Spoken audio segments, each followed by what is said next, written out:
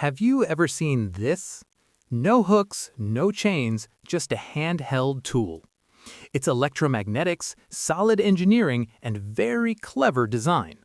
And today, I'm going to show you where we see these tools, why industries rely on them, how they actually work, and most importantly, how you can design and build one yourself. So where do we actually see these electromagnetic lifters? You'll find them in metal fabrication shops, laser cutting and CNC workshops, steel stock handling, shipyards, heavy manufacturing plants, anywhere workers need to move flat steel plates safely and quickly. Now, here's the key question. Why not just use hooks or clamps? Because hooks require holes or edges. Clamps need setup time. Chains swing and are dangerous. Electromagnetic lifters attach instantly, have no moving gripping parts, distribute load evenly, reduce hand and back injuries. For workers, it means faster handling, less fatigue, and safer operations. That's why industries love them. But here's the part most people never think about. How does something that small run on 12 or 24 volts, draw just a few amps, and still lift 20, 50, even 100 kilograms? What's inside that yellow housing? Is it just a coil? A permanent magnet? Some secret trick? No. It's a carefully balanced system of magnetic flux, core geometry, coil design, and thermal limits. And that's what we're about to break down. In this video, I'll help you design a handheld electromagnetic lifter, size the core, calculate the coil turns, choose the right wire, and make sure it's actually manufacturable. This is not a theory video. This is real engineering. By the end, you'll understand why dimensions matter more than brute force, why surface finish affects lifting power, and why most DIY electromagnets fail.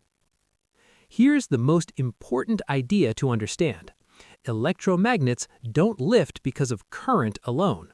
They lift because of magnetic flux density at the contact surface. That means a bigger battery doesn't automatically help. More turns doesn't always help. Poor geometry can kill performance.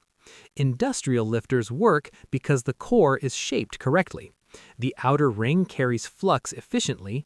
The coil fits perfectly in the magnetic window. This is where most people get it wrong. Let me show you the core design. You'll notice a central pole, an outer ring, and a coil wound in between.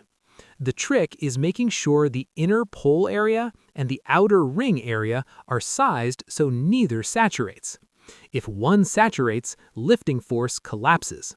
This is why industrial lifters look chunky. It's not overkill, it's physics.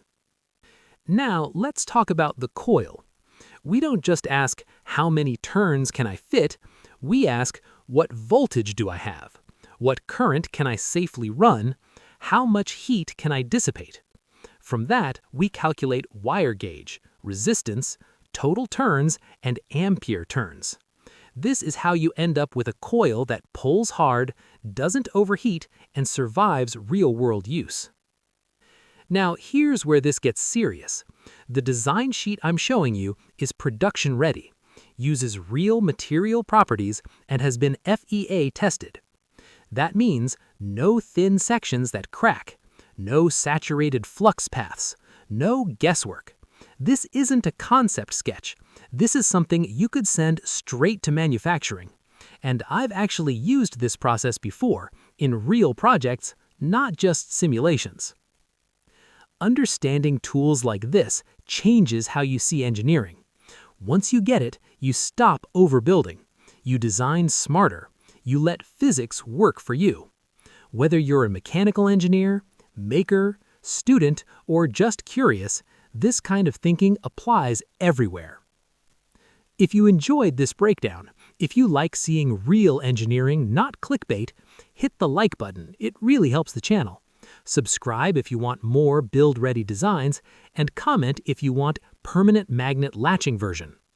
Anyone who wishes to make this with precision for industrial purpose or startup, do contact me on the email provided below and get the Excel calculation sheet for your product. And I'll see you in the next one.